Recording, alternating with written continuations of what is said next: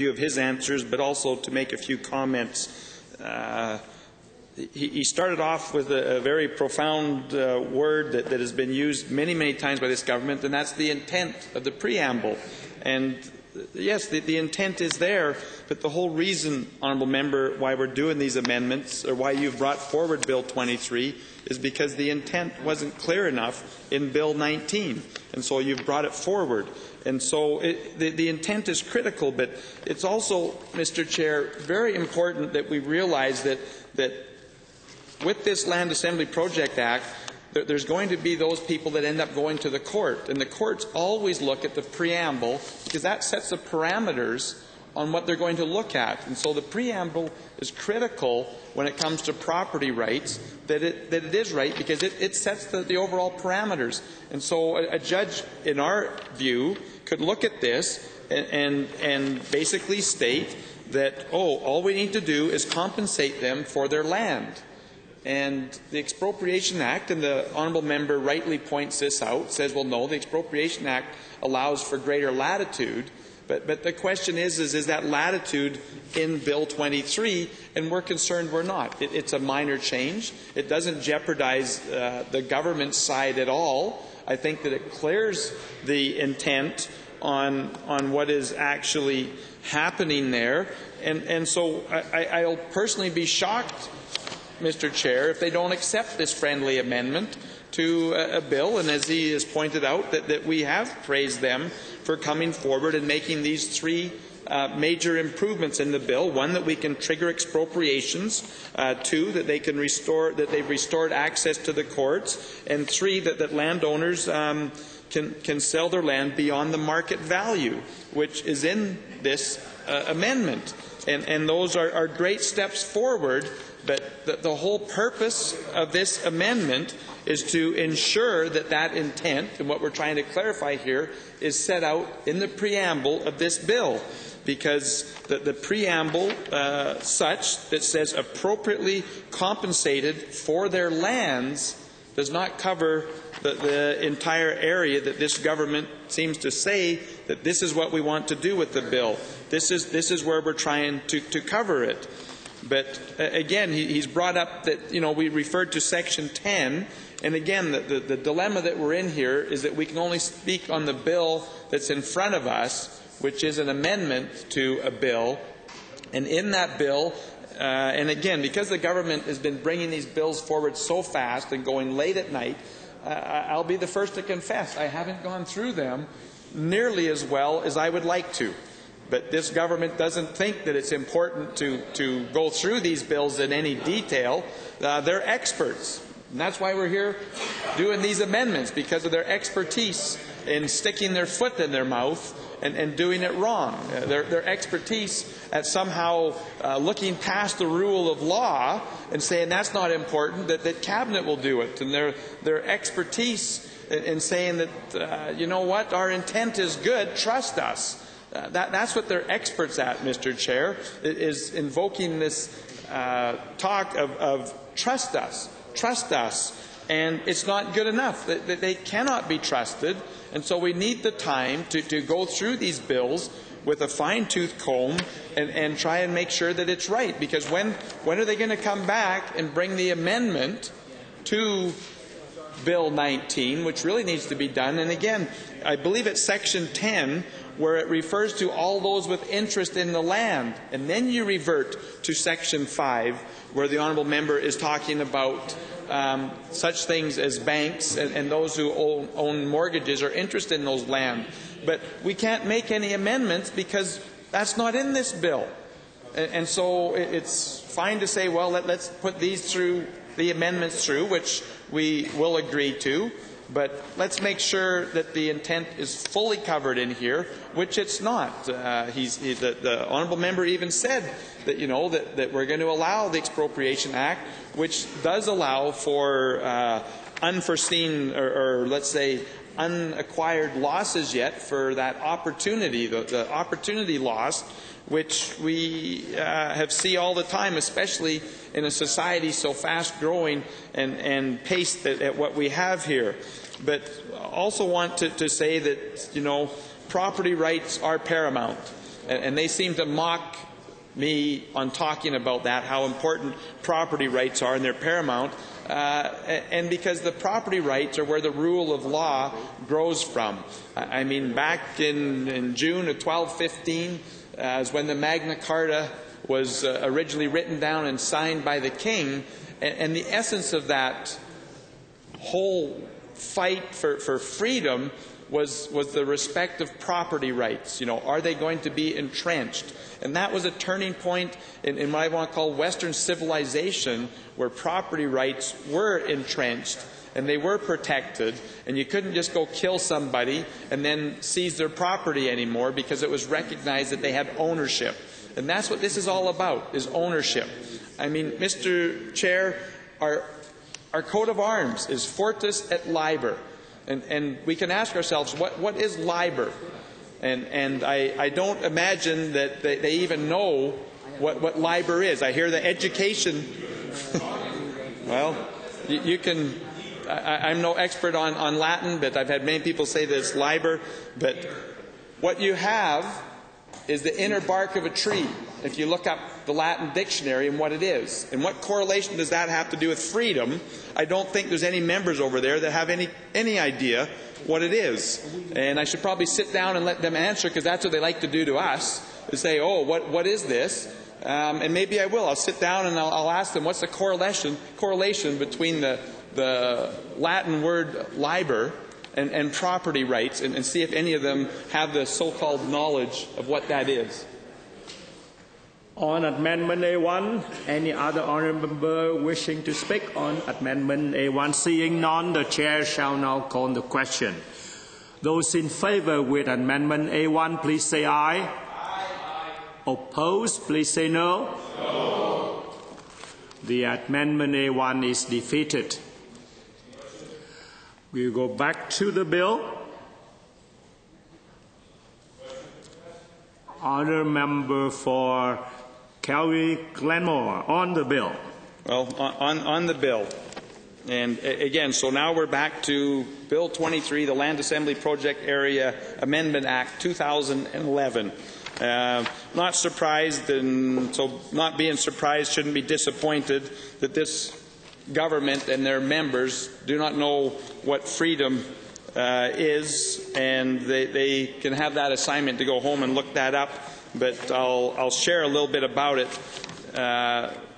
Liber is the inner bark of a tree, and the reason why we go back to that is that under the early law, that they had to write down the ownership. And where do they write it down on? They write it down the inner bark of a tree. That was their paper, and that was their designation for ownership. And whether that was ownership of slaves, whether it was ownership of property, that was the book that they kept. And that's the root word for it. And it also is in library, and it's in libro for the Spanish definition for book. And that's where it goes back to. And so when it comes to rule of law and writing down and owning property, it's critical, Mr. Chair, that we get it right. And this bill has made some very good improvements, which we will be voting in favour of. But Amendment A1 would have cleared up the intent and the preamble to a much better degree if we would have looked at that. And it's, like I say, Mr. Chair, it's very disappointing that these government members do not understand the importance of the rule of court. They're merely putting these amendments in there because of the pressure that they've been feeling, and it's always disappointing when governments or individuals act because they're pressured into doing something rather than believing in doing what it is because they know it's right, setting the example and protecting those properties. There's no question that this government does not have that respect for the rule of law. They don't have that respect for property. But what they do have respect of is the voters out there, and realize every now and then there's this check that's on them, that if people are upset, they don't have to vote for them. And as they've pointed out with their other bills, Mr. Chair, that they're going to set a season when there's an election coming up. And because of that, there's certain areas where they've upset property owners and those in rural Alberta where they say, oh, we don't have a choice here. we need to actually pass these amendments in order to ensure that we have support in the next election. And so I'm proud to represent property owners throughout the province. I'm proud to fight the good fight for freedom, for property rights. I think that it's critical that we continue that fight because there's other bills. Bill 50, which I spoke on earlier today in question period, is not in the best interest of Albertans.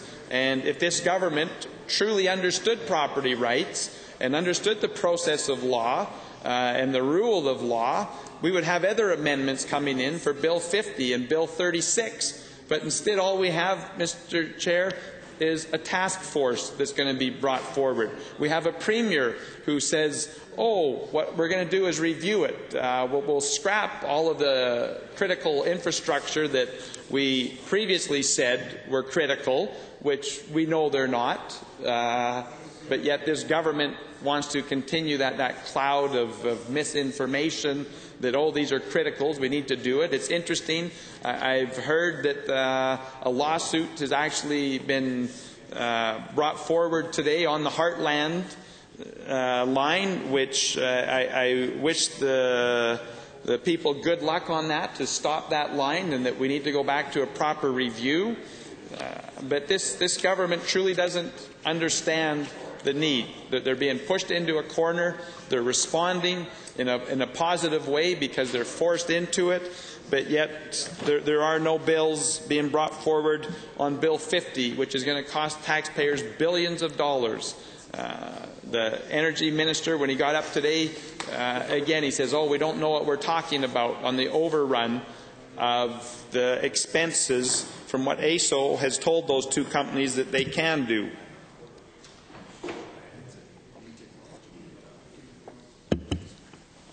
Mr. Chair, Bill 23 is just one step of many steps that really need to be addressed by this government, but yet they're failing to address them.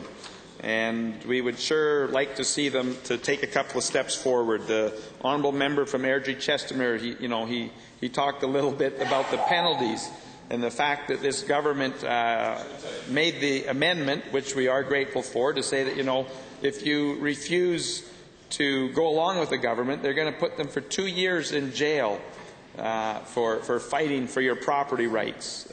And then they sit over there and say, oh no, we understand that, oh no, we would never do anything to hurt the landowner or our citizens. But yet it's very clear with these amendments that they're very problematic, and we need to do something about it. We are disappointed, like I say, that this bill doesn't have the context of all of Bill 19. There's only amendments, and so when it comes to notification of people with interest in that land, that letter is going to go out to the banks. And I don't know, Honourable Minister, how you're going to address that or acknowledge that, but it's not in this amendment. And so how are we to amend Bill 19 when you don't bring all that forward? And so that's one of the arguments on why we say, well, it should just be scrapped and start over. But you are going a long ways forward. We're appreciative of the distance that you've gone here on Bill 23. And like I say, restoring access to the courts is critical, and Albertans are grateful for that.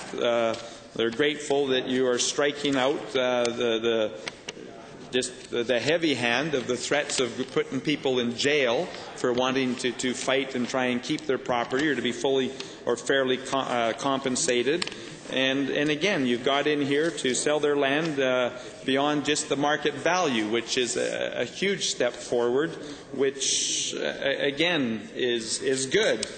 But the problem and the root of the problem is that you don't seem to show that respect for the rule of law and property rights.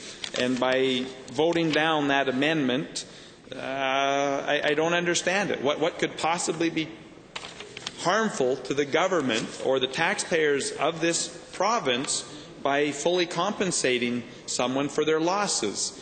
And it's a critical point that the difference between losses or their land, your opportunities or your day is huge.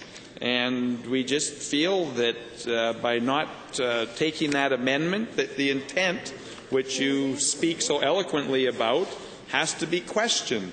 We very much want to ensure property rights. We want to ensure those property owners that they'll be fully compensated. It's very easy, and again, this has been a long, drawn-out process, that when land is frozen underneath or frozen for future development, it really undermines people's opportunities, and it's not always easy to move and to go to a new direction and say that, you don't need to worry about it. We're freezing your land, but it won't have an impact on you, when it has a major impact. And we would sure like to see those changes made, to recognize fully that they'll be compensated for all their losses, not just for their land. And it's kind of what I want to call a silent freeze, to say that, well, we'll fully compensate you for your land,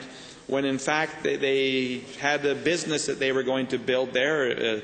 We hear all the time when it comes to land, it's location, location, location. And so if someone happens to have a great location and they're wanting to build, maybe it's a golf course, and they're got that opportunity there, they got investors, then the government in its wisdom realizes that, well, this valley really needs to be flooded, we need to put up a dam. Do they lose that economic opportunity?